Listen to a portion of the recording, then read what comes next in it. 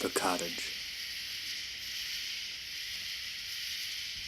With a cheery smile, laden with joy and comfort, the man stands in front of a smoldering hot cup of coffee. Breathing in the smell of sweet mountain air circulating through his cottage, mixed with the inescapable scent of dark roast, he sips lightly from the cup of steamed and bitter coffee bean juice. The cottage filled with a thick layer of that wafting scent that everyone knows and loves, he sits down into his leather-bound armchair. But he's interrupted. He stood up swiftly, buttoning his maroon cardigan and running his fingers through the thick black hair that kept him warm during months like these. There was at least 2 feet of snow on the ground, and the man was genuinely surprised to see that there was really a man knocking at his door, and that it wasn't the wind.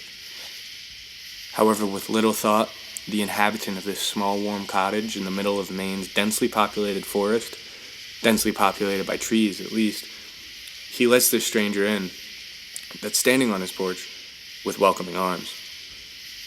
Upon entering the wooden abode, there were no words spoken. It was a moment of pure instinctual reaction. The absence of sound was apparent to the man who lived there, so he thought that he might leave the room to begin cooking a meal and let the stranger settle in.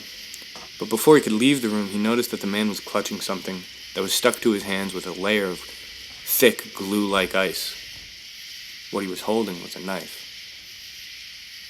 The cottage shook with a trembling force that almost knocked the stranger over. Thunderstorms, especially in the snow, around here are rare, but they happen.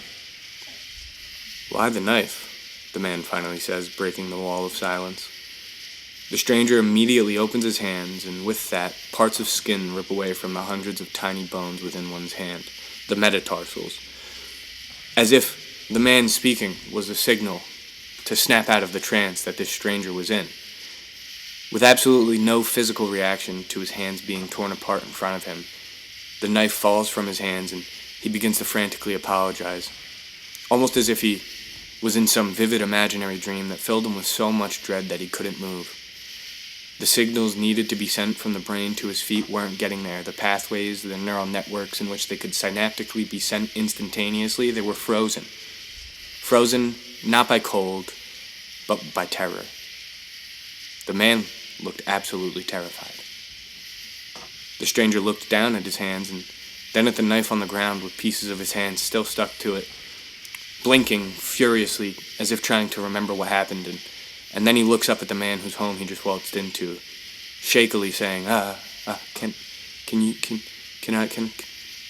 After a few minutes of hypothermic rambling, the man approached the stranger and embraced him with a warm hug. Instantly, the man quit his incoherent rambling and uncontrollable shaking. He was finally returning to homeostasis. "Yes, I can help you," the man in the cardigan said gently. "Come with me." He offers the man with a warm smile. He takes the chapped hand of the stranger and it causes the blood to unfreeze. The blood begins pouring out onto the hardwood mahogany flooring of this tiny little cottage, and within a few seconds the stranger was exhibiting signs of lightheadedness and seconds later fell into the arms of the man, passing out. Whether he passed out from blood loss, hypothermia, or fear is unknown. But what was he afraid of? When the stranger came to, he was on a boat. He was warm, and the water was calm. He had a bed under him, and the room in which he had lied was stocked with a large portion of food. A rough estimate put him at a week's worth of rations. Confused and hungry, he stood up to grab a granola bar from the box of Quaker Oats to his left, and he falls to the ground, falling directly into the stack of food and canned goods left for him by most likely the man who had found him. The man who was nowhere to be found. The stranger looked up at the ceiling of this ocean vessel and noticed there was a weird symbol painted in red that resembled kind of something like the Versace logo. Upon closer inspection, this man realized that it was not, in fact, a Versace logo, and it was a painting of Medusa, and the paint was still wet.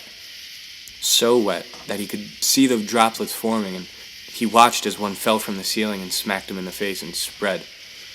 He raises his hands to his face to touch lightly and sniff, and it's at this moment when he is sniffing the liquid that he realizes that his hands are bandaged heavily and are no longer visible to him under what seemed like at least 2 packs of gauze. Some people would call that overkill. However, the point still stands. This Medusa head was painted in blood. He thought, well, it couldn't be my blood. Couldn't be my blood that the Medusa head was painted of. He only wondered what he got himself into. He scrambled around in that boat cabin for a long while, looking for ways out, until luck struck. He moved the box of Captain Crunch, and behind it there was a small hole. A hole that couldn't fit a human, a child, let alone a mouse on its 10th day without food. He laughed to himself. The stranger realized that his hands were immobilized and that he couldn't even begin to try breaking through that hole without some sort of tool.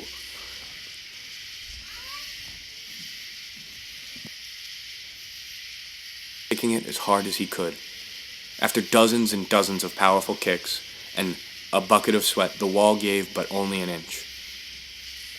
However, his actions here caused more and more boxes to fall and clutter, randomly stacking.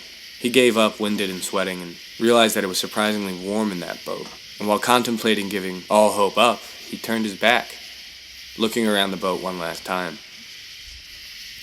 There was nothing. However, when he looked up at the ceiling again to inspect the Medusa painting, an idea struck him. See, it was not a wooden ceiling.